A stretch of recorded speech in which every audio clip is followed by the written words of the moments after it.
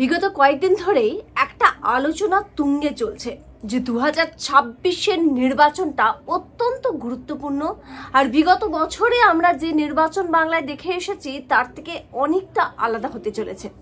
তার প্রথম কারণ, একেবারে অন্যতম কারণ যেটা রয়েছে সেটা হচ্ছে ধর্মের মেরুকরণে ভোট হতে চলেছে বাংলায়। তবে এই ধর্মের মেরুকরণে কোনোভাবেই কিন্তু গা ভাসাচ্ছে না সিপিআইএম, এবং তারা এবার ঘুরে দাঁড়ানোর চেষ্টা করছে। শুধু শূন্যতা কাটানো নয়, নিজেদের পায়ের তলার মাটি আবারও শক্ত করা, মানুষের মধ্যে গিয়ে মিশে যাওয়া। আর এই সমস্ত স্ট্র্যাটেজি নেওয়া হচ্ছে 2026-কে মাথায় রেখে। তবে এবার শেষমেশ যে চূড়ান্ত খবরটি পাওয়া যাচ্ছে যে 2026-কে রীতিমতো পাখির চোখ করে একটা বিশাল বড়, একটা খুবই গুরুত্বপূর্ণ সিদ্ধান্ত নিয়ে নিয়েছে সিপিআইএম এর বরিষ্ঠ নেতারা, এবং সেই সিদ্ধান্ত এই সপ্তাহে দেখা যাবে কার্যকর করতে। এবং সেই সিদ্ধান্ত যদি কোনোভাবে কাজে লাগে তাহলে রীতিমতো বামেরা আবারও যে বাংলায় নিজেদের কপাল ফিরিয়ে আনতে পারে সে কথাও অনেকে বলছেন। এই বড় চমক কি, এই বড় সিদ্ধান্ত কি, দেখুন আজকের প্রতিবেদনে।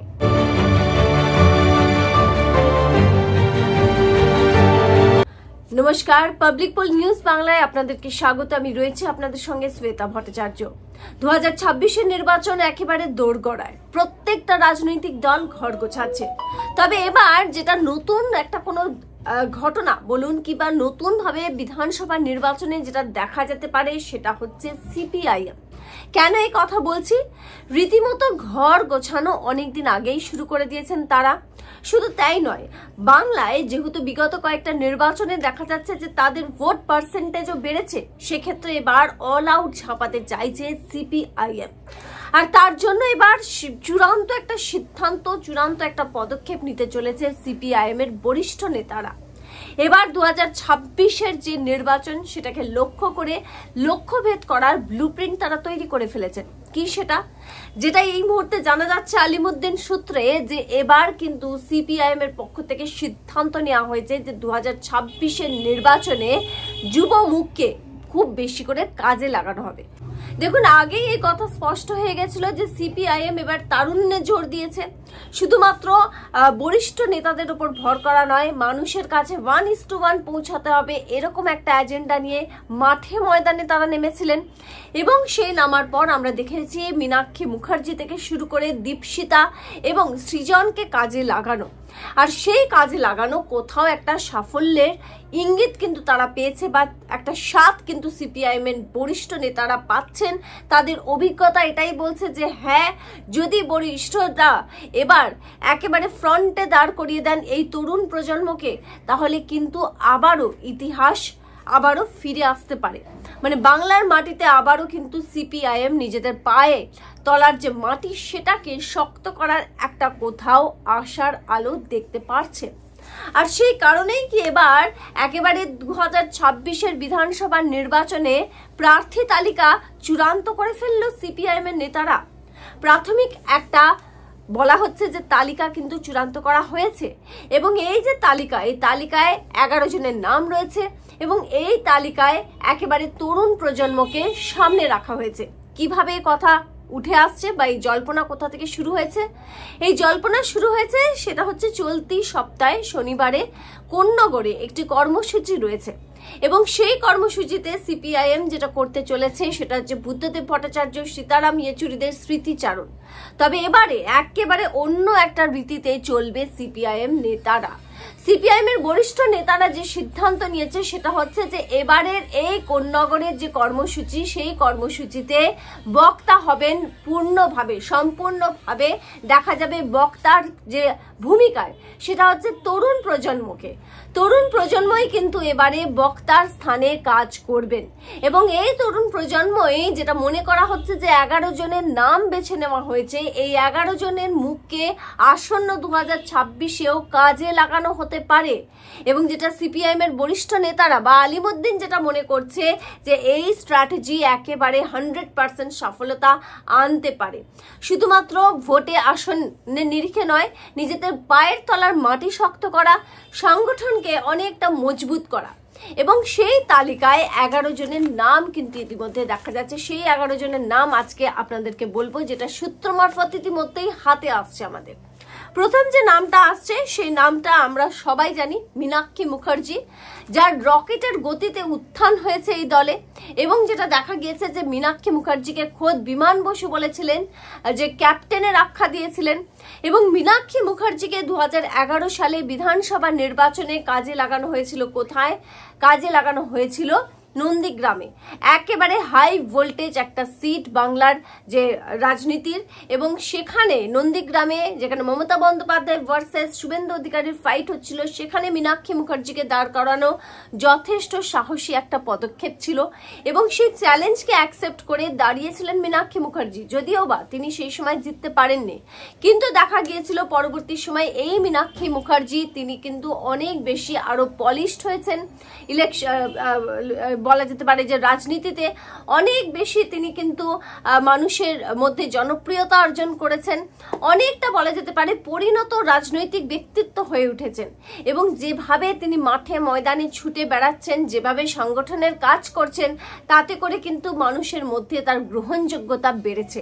এবার যে প্রার্থী তালিকা চূড়ান্ত করা হবে তার মধ্যে অন্যতম এই যুবনেত্রী, মানে এই নেত্রীকে কাজে লাগানো হবে মীনাক্ষী মুখার্জিকে।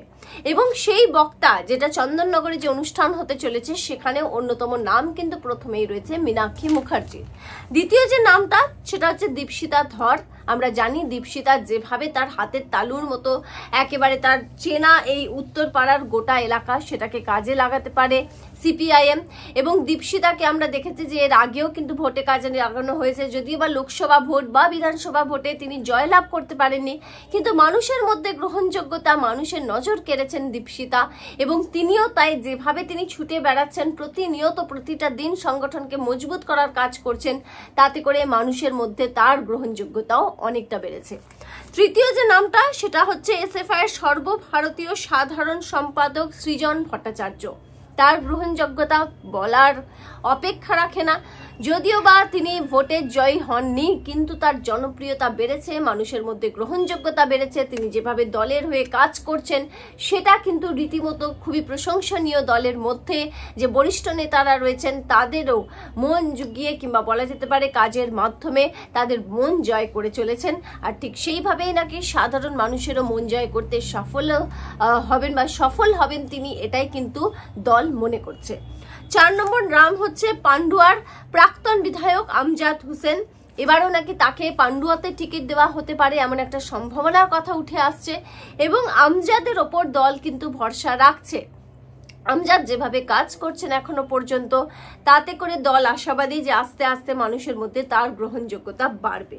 এবং এই যে শনিবার যে অনুষ্ঠানটি রয়েছে, কর্মসূচি রয়েছে, এরা প্রত্যেকে এদের কিন্তু বক্তা হিসেবে নাম রয়েছে। তারপরের নামটা হচ্ছে এসএফআই এর রাজ্য সভাপতি প্রণয় কার্জি। 6 নম্বর নামটা হচ্ছে ডিআইএফআই এর রাজ্য সভাপতি অয়নাংশু সরকার। 7 নম্বর নাম হচ্ছে সরোজ দে। 8 নম্বর নাম হচ্ছে গৌতম দেবের পুত্র সপ্তর্ষি দেব, তার নামও রয়েছে এই তালিকায়। 9 নম্বর নাম হচ্ছে সৌভিক দাস বক্সি। 10 নম্বর নাম হচ্ছে প্রখর রহমান। 11 নম্বর নাম হচ্ছে নবনীতা চক্রবর্তী, হুগলির একেবারে নেত্রী নবনীতা, তার নাম রয়েছে। এবং এই 11 জনের তালিকা যে নামগুলো আপনাদেরকে বললাম, এরা প্রত্যেকে শনিবার দিন বক্তা হিসেবে কিন্তু থাকছেন এই কর্মসূচিতে, যেখানে বুদ্ধদেব ভট্টাচার্য এবং সীতারাম ইয়েচুরির স্মৃতিচারণ করা হবে। আরো বেশ কিছু কর্মসূচি কিন্তু রয়েছে। সুতরাং বলাই যেতে পারে যে অনেকে মনে করছেন যে এই যে তালিকা, এটাই সেই চূড়ান্ত তালিকা যেটাকে কাজে লাগাতে পারে সিপিআইএম 2026-এর নির্বাচনে। আর সেই কারণেই এই কর্মসূচির মাধ্যমে মাধ্যমে এই মুখগুলোকে সামনে নিয়ে আসা। আর এবার আর পিছনে তাকানো নয়, ফিরে তাকানো নয়। এবার যেটা সিপিআইএম মনে করছে যে ঝাঁপিয়ে অল আউট কিন্তু তারা 2026-এ টক্কর দেবেন, সংগঠনের কাজে লাগবেন, সংগঠনকে আরো মজবুত করার চেষ্টা করবেন, নিজের পায়ের তলার মাটি শক্ত করবেন। এবং এক্ষেত্রে সব থেকে বড় ভুল যেটা আলিমুদ্দিন মনে করে যে তারা করেছিল, যার কারণেই তাদের এই অবনতি বাংলার মাটিতে, সেটা হচ্ছে তারুণ্যে তারা জোর দেয়নি। আর সেই ভুলটা তারা আর কখনোই রিপিট করতে চান না। ওই জন্যই আগামী দিনে এই তারুণ্যেই জোর দিয়ে এই তালিকা থেকেই তার সূচনা করা হয়েছে। তাহলে কি এটাই চূড়ান্ত সেই প্রার্থী তালিকা, প্রথম খসড়ার প্রার্থী তালিকা সিপিআইএম এর? এটাই কি তাদের মাস্টার স্ট্রোক হতে চলেছে 2026-এর নির্বাচনের? বড় প্রশ্ন। তবে আপনাদের জন্য যে প্রশ্নটা থাকলো যে কি মনে হয় আপনাদের, যে এই তারুণ্যের জোর দিয়ে সিপিআইএম কি কোনোভাবে বাংলার মাটিতে নিজেদের ইতিহাস ফেরাতে পারবে, আবারও মানুষের মনে জায়গা করতে পারবে? 11 জনের তালিকা যাদের উপর ভর করে আগামী দিনের স্বপ্ন গাঁথছে সিপিআইএম, এই নাম, এই চূড়ান্ত নামগুলো সত্যি কি কাজে দেবে? সত্যি কি বাংলার মাটিতে আবারও ঘুরে দাঁড়াতে পারবে সিপিআইএম? আপনাদের গুরুত্বপূর্ণ মতামত অবশ্যই কমেন্ট সেকশনে কমেন্ট করে জানাবেন। দেখতে থাকবেন পাবলিক পোল নিউজ বাংলা। আবার একটা নতুন ভিডিও নিয়ে খুব তাড়াতাড়ি ফিরছি। ভালো থাকবেন।